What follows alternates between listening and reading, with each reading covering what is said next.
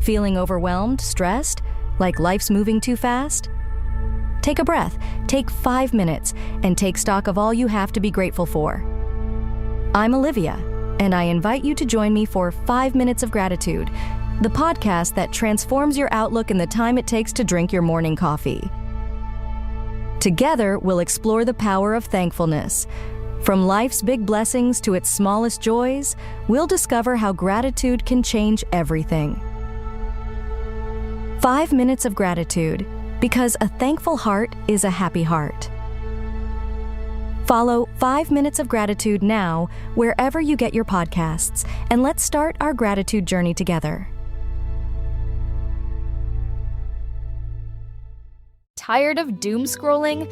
Time for a dose of awesome. 5 Good News Stories is your happy place, where underdogs become champions, crossing guards become legends, and impossible dreams come true.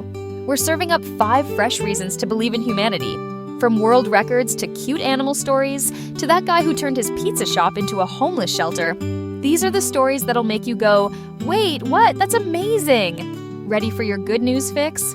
Follow 5 Good News Stories wherever you get your podcasts, because let's face it, we could all use more awesome in our lives. The number 5 Good News Stories. Calaroga Shark Media.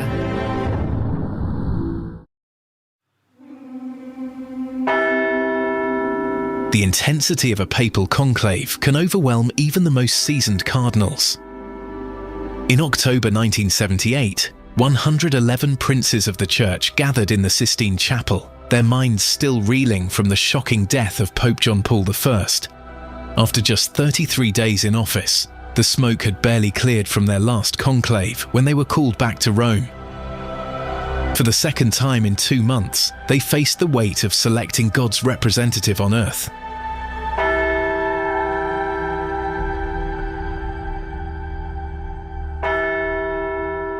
This is White Smoke, Episode 8. The Polish Surprise. Rome in autumn 1978 was a city gripped by uncertainty. The Catholic Church had experienced unprecedented turmoil in recent years.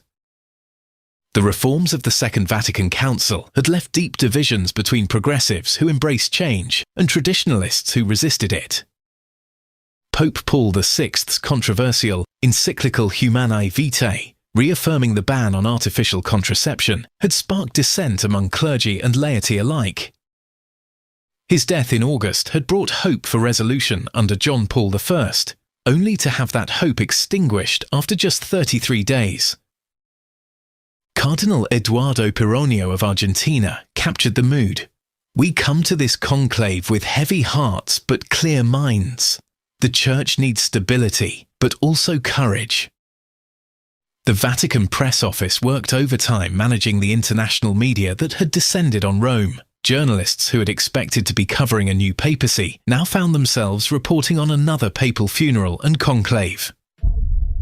The political manoeuvring began immediately after John Paul I's funeral on October 4th. Cardinal Giovanni Benelli of Florence, a moderate reformer, emerged as an early frontrunner.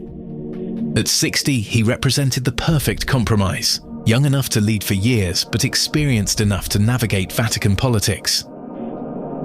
He had been Pope Paul VI's trusted aide and represented continuity with the reforms of the Second Vatican Council.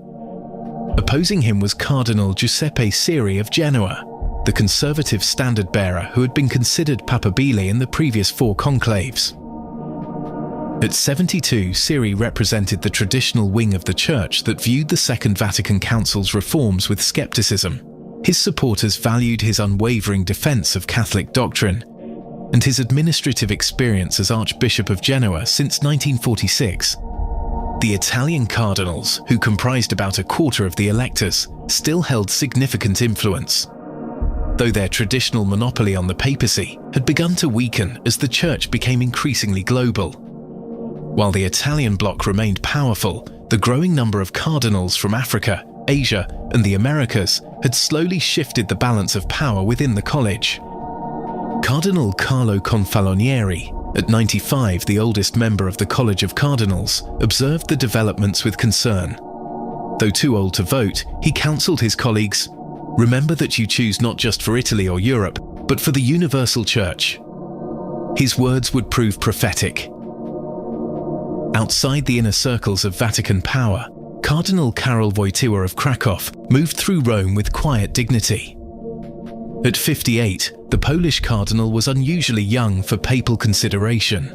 Tall and athletic with an actor's presence, he had impressed many during the Synod of Bishops in 1974 with his philosophical mind and charismatic presence.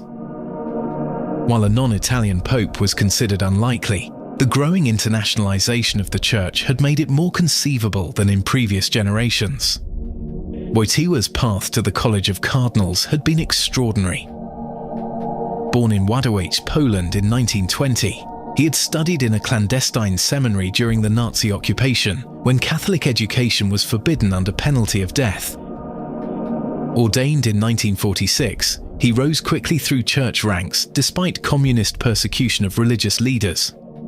Pope Paul VI had recognized his brilliance and named him a cardinal in 1967, making him one of the youngest members of the college. As the conclave opening approached, Vatican experts predicted a longer process than the August election, that had elevated Albino Luciani after just 4 ballots. The New York Times reported, "With no clear consensus candidate, cardinals may need to look beyond the usual Italian circle for leadership." Few realized how prescient those words would be. On October 14th, the cardinals entered conclave following a solemn mass in St. Peter's Basilica. Cardinal Jean-Marie Villot, the French Camerlengo who had overseen the church in the interim period, sealed the doors at 5:45 in the evening.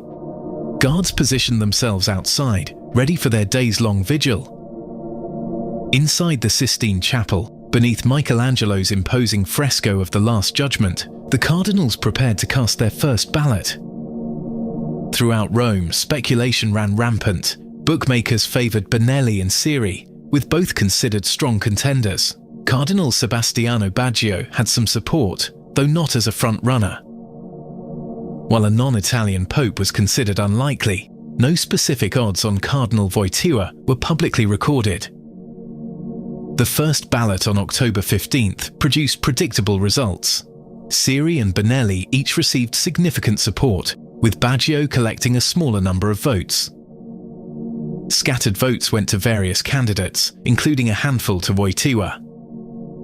Black smoke rose from the Sistine Chapel chimney, signalling no decision had been reached. The crowd in St. Peter's Square dispersed, knowing the process had only begun. Inside the Sistine Chapel, the mood was tense but cordial. Cardinals ate simple meals together and retired to the sparse accommodations of the Casa Santa Marta. Conversations continued in hushed tones in multiple languages. Cardinal Franz König of Vienna, a respected voice in the Church's Eastern European relations, engaged in discussions about the challenges facing Catholicism behind the Iron Curtain. By the third or fourth ballot, a pattern emerged that concerned the Italian cardinals. Neither Siri nor Benelli could secure enough votes for election, and the deadlock showed little sign of breaking. Cardinal Baggio's support had eroded quickly, with his voters moving to other candidates. Several cardinals from developing nations raised concerns that the Church needed leadership that reflected its global character, not just its European roots. Cardinal König, while not directly campaigning for any single candidate, had been suggesting that the time might be right to look beyond Italy's borders. His influence helped create an atmosphere where cardinals began considering alternatives to the traditional Italian candidates. As a respected senior figure who had participated in the Second Vatican Council and maintained diplomatic ties with Eastern Europe, König's perspective carried significant weight. The Polish cardinal had several advantages that became increasingly apparent. He came from a country where Catholicism had remained vibrant despite communist oppression. 90% of Poles identified as Catholic despite decades of official atheism. He spoke 8 languages fluently, including Italian, French, German, English, Spanish, Portuguese, Latin, and his native Polish. He had navigated the complex relationship between church and state in Eastern Europe with remarkable skill, securing concessions for religious freedom without compromising Catholic teaching. Perhaps most importantly, he seemed to transcend the liberal-conservative divide that had paralyzed the Italian candidacies. He was theologically orthodox, but innovative in his philosophical approach. He was firmly anti-communist, but advocated strongly for human rights and dignity. He respected tradition while being unafraid of engaging with modern challenges. As the balloting continued, Wojtyła's support gradually increased. Cardinal John Karol of Philadelphia, the leading American of Polish descent, took note of the growing interest in the Polish cardinal. Cardinal Bernardin Gantin of Benin, the most prominent African voice, expressed support for looking beyond Europe's traditional powers. After several more ballots, momentum shifted dramatically. With neither Benelli nor Siri able to secure the necessary votes, some cardinals began looking for a viable alternative. According to some accounts, Cardinal Benelli himself, recognizing he could not secure election, may have tacitly supported Wojtyła as an alternative to Siri, though this remains not universally confirmed. The Italian bloc began to fracture. Cardinal Corrado Ursi of Naples was among those who moved away from the deadlocked Italian candidates, followed by several others who saw the stalemate as potentially harmful to the Church. The international character of Catholicism, emphasized during the Second Vatican Council, seemed to be manifesting in the conclave itself.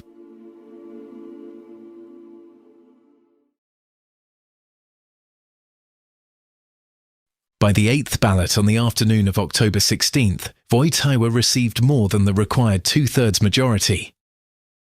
When the final vote was tallied, there was a moment of profound silence in the Sistine Chapel. Then Cardinal Wojtyła approached Wojtyła and asked the ritual question, "Do you accept your canonical election as Supreme Pontiff?"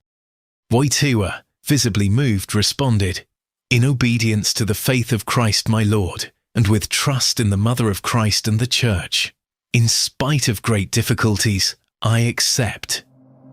The cardinals erupted in applause. Cardinal Wyszynski knelt before his former subordinate with tears in his eyes.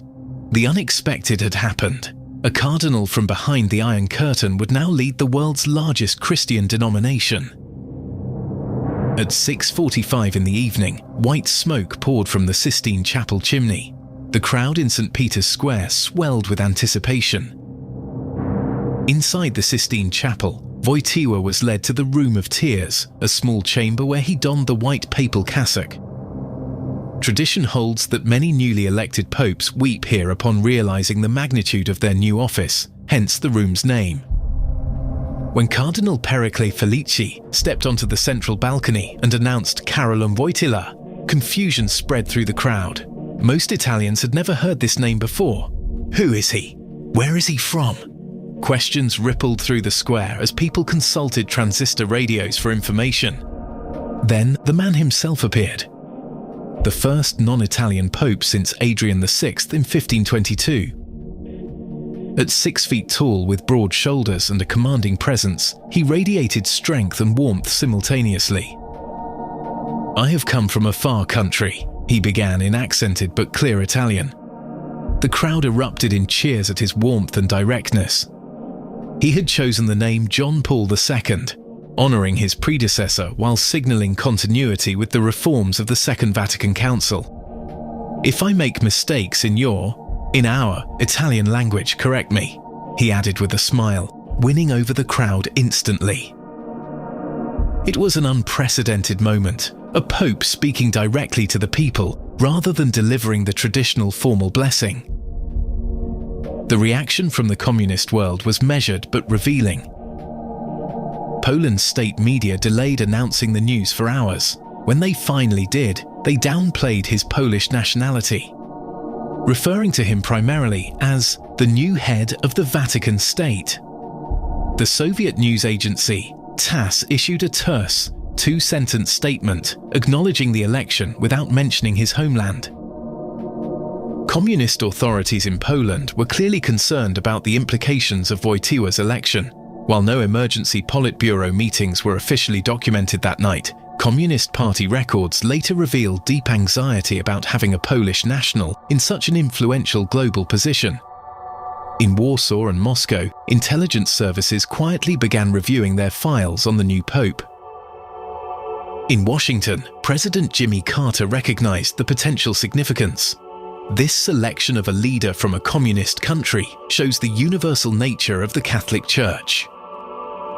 His national security advisor Zbigniew Brzezinski, himself a Polish-American Catholic, understood the possible implications for Eastern Europe. While the US government made no direct interventions, Brzezinski later recalled recognizing that this election could influence Cold War dynamics in unexpected ways. Within the Vatican, reactions reflected the diverse expectations placed on the new pontiff. Conservative cardinals saw in Wojtyła a strong doctrinal figure who would uphold traditional teaching, while progressives hoped his experience under totalitarianism would make him a champion of social justice. This dynamic would evolve throughout his long pontificate, sometimes confounding those who tried to place him in simple ideological categories. John Paul II's installation mass on October 22nd revealed his distinctive approach. He delivered his homily in multiple languages, demonstrating his international outlook. It was during this mass that he spoke his famous words, "Be not afraid," a phrase that would define his entire 26-year pontificate. His mother's prayer book was placed on the altar, a personal touch that humanized the ancient ceremony. Within days, he established a pattern of breaking with certain papal traditions while firmly upholding others. He visited his friend, Bishop Andrzej Maria Descour, at Rome's Gemelli Hospital, an act that, while not unprecedented, signaled his intention to maintain personal connections. He held more direct interactions with the press than was customary. He announced plans to continue his academic writing alongside his papal duties. He stunned many by declaring his intention to maintain the foreign travel schedule that John Paul I had planned, including trips to Mexico and Poland. The prospect of a papal visit to a Warsaw Pact nation raised significant diplomatic questions. While no direct Soviet statement was immediately issued, behind-the-scenes communications revealed concern about the potential impact of a papal visit to Poland. The election of John Paul II ended the tradition of Italian popes that had persisted since 1522. More significantly, it placed a citizen of a Warsaw Pact nation at the head of the world's largest religious body during the Cold War. The full impact would not be clear for years, but many of the assembled cardinals seemed to understand they had made a historic choice. Cardinal Terence Cook of New York told journalists, "We have witnessed something truly remarkable. The Holy Spirit has surprised us all." While Cardinal Siri's private reactions remain largely undocumented, conspiracy theories suggesting he had originally won the election but was forced to step aside have no factual basis in historical records. As the new pope settled into the apostolic palace in those early days, even he could not have predicted how consequential his election would be. His first trip back to Poland in 1979 would draw crowds of millions and contribute to the atmosphere in which the Solidarity movement would emerge the following year. While many factors influenced Solidarity's formation, including worsening economic conditions and worker protests, the moral authority provided by John Paul II's presence helped galvanize Polish society. His globe-trotting papacy would set new standards for papal outreach, visiting 129 countries. His 26 years on Peter's throne would make him one of the most influential figures of the 20th century. While historians debate the extent to which he directly influenced the fall of communism, his impact on Vatican diplomacy and Cold War politics is undeniable. The election of Karol Wojtyła reminds us how a few days in a sealed chapel can change the course of history. 111 men, guided by what Catholics believe is the Holy Spirit, made a choice that helped reshape the geopolitical landscape and the Catholic Church itself. It is a testament to how the oldest continuous institution on earth renews itself in unexpected ways, even as it draws on 2,000 years of tradition. Every papal transition writes a new chapter in the Church's history. The election of John Paul II wrote one of its most dramatic. White Smoke is a production of Kaloroga Shark Media, portions of which were made with the help of AI narration.